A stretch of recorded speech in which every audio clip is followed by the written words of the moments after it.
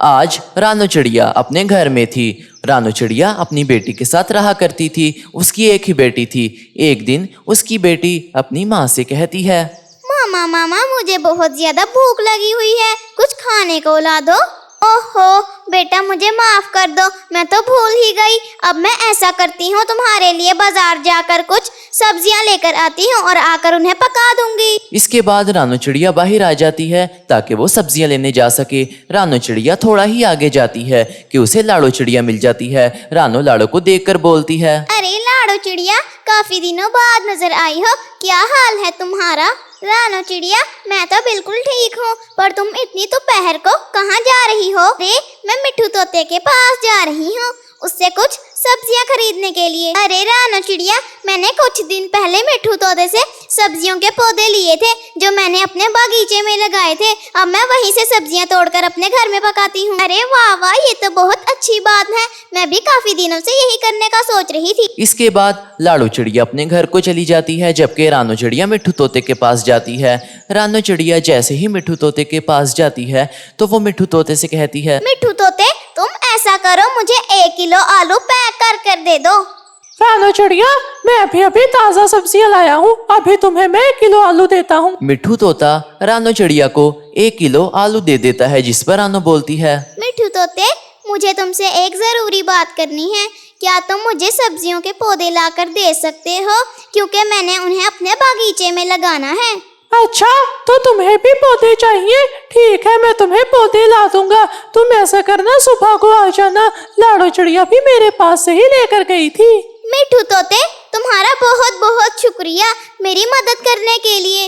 अरे नहीं नहीं, इसमें भला शुक्रिया की कौन सी बात है, कोई बात नहीं रानो। अगले दिन रानो चिड़िया मिट्ठू तोते के पास पौधे लेने के लिए आती है। मिट्ठू तोता रानो चिड़िया को अलग अलग सब्जियों के पौधे दे देता है। रानो चिड़िया, इन पौधों को तुम्हें जमीन के बिल्कुल अंदर लगाना है, बाहर नहीं निकलने चाहिए, और फिर जब इनको रोज पानी दोगी तो एक दिन सब्जियां उगाएंगी। अब मैं इन्हें जाकर अपने बागीचे में लगाऊंगी और कुछ महीनों बाद ये बड़े हो जाएंगे। मिट्ठू तोते, तुम्हारा बहुत बहुत शुक्रिया मुझे पौधे लाकर देने के लिए। अरे नहीं नहीं, शुक्रिया कहने की जरूरत नहीं, अगर मदद चाहिए तो बताना मुझे। इसके बाद रानो चिड़िया वहां से वो पौधे लेकर चली जाती है। रानो चिड़िया उन पौधों को अपने बगीचे में लगा देती है जो बिल्कुल खाली था। फिर रानो चिड़िया वहां से चली जाती है। फिर जब अगला दिन आता है तो रानो चिड़िया वहां वापस आ जाती है और अपने बगीचे में आकर उन पौधों को पानी देना शुरू कर देती है। वो ऐसा ही 2 से 3 महीने तक करती रहती है। फिर कुछ महीने गुजर जाते हैं। रानो चिड़िया जब अपने बगीचे में जाती है तो वो देखती है कि वहाँ हर किस्म की सब्जी उग चुकी थी, जिसमें गाजर, मूलियाँ और सारी सब्जियाँ शामिल थी। रानो चिड़िया तो बहुत ज़्यादा खुश थी।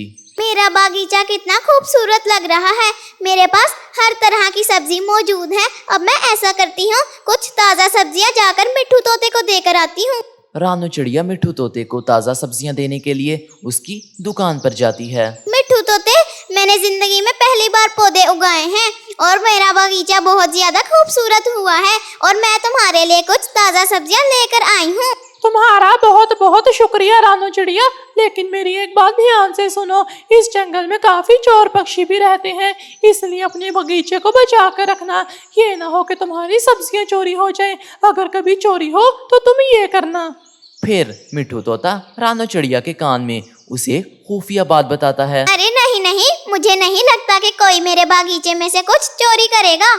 मिट्ठू तोते को सब पता था कि इस जंगल में कौन से पक्षी चोर हैं। फिलहाल वो चुप रहता है। कालू कौवा टहलते टहलते रानो चिड़िया के बगीचे में पहुंच जाता है। वो जैसे ही रानो चिड़िया के बगीचे में पहुंचता है वो उसके बगीचे में जाकर बैठ जाता है और कहना शुरू कर देता है, अरे ये इतना खूबसूरत बगीचा किसका है भला?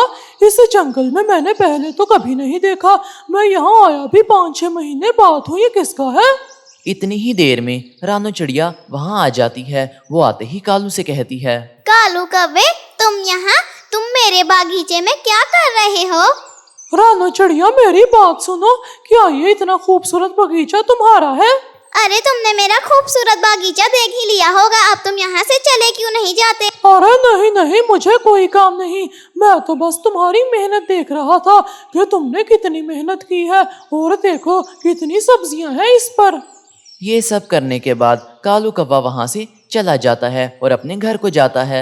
अरे गोरी मेरी बात सुनो, रानू चिड़िया ने जंगल के पीछे वाले हिस्से में कुछ सब्जियां उगाई हैं, वो बहुत ताजी और टेस्टी हैं। कालू, तुमने वादा किया था कि अब हम कोई भी बुरा काम नहीं करेंगे। अरे नहीं नहीं, मैं तो चोरी करूंगा। वो गाजरें बहुत मस्त थी, मुझे तो काफी मीठी भी लग रही थी, मेरा खाने का दिल कर रहा है उनको। कालू, मैं तुम्हें अभी भी कहती हूँ कि रानू चिड़िया के बगीचे से चोरी मत करना। अरे तुम फिक्र मत करो, मैं बहुत ज्यादा शातिर चोर हूँ, पकड़ा नहीं जाता। कालू कौवा अपनी बीवी की बात नहीं मानता और गाजरें चोरी करने के लिए आ जाता है। अरे ये सोई हुई है लगता, कितनी बेवकूफ है जो सब्जियां खुली छोड़कर उधर आराम से सोई है। अभी चुराता हूँ मैं इनको। कालू कौवा उन सब्जियों को चुरा लेता है और चुरा कर वहां से भाग जाता है। कुछ घंटों बाद ही सुबह हो जाती है।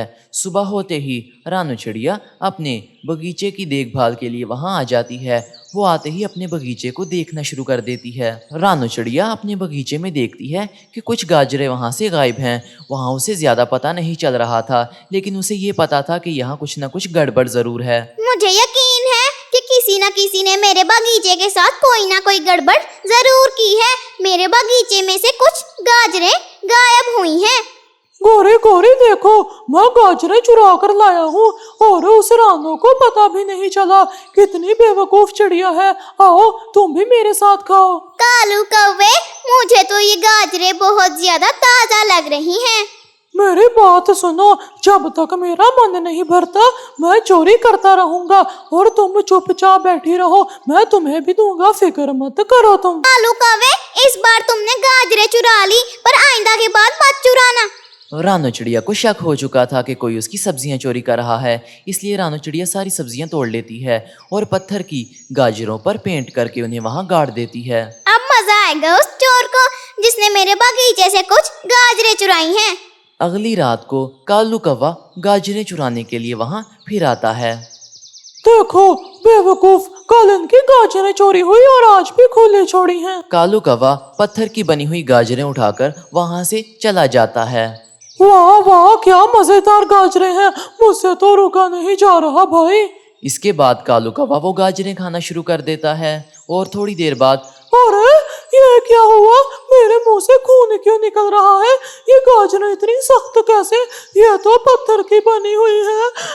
गोरी, कालू कौवे, मैंने तुम्हें पहले ही कहा था रानू चिड़िया के बगीचे में चोरी मत करना। तो दोस्तों, बुरे कामों का बुरा नतीजा होता है। इस कहानी से हमें सबक मिलता है कि हमें कभी भी चोरी नहीं करनी चाहिए। कालू ने चोरी की और ऊपर से लालच भी की। लालच बुरी बला है और हमें चोरी नहीं करनी चाहिए। आप हमारे चैनल को सब्सक्राइब करें।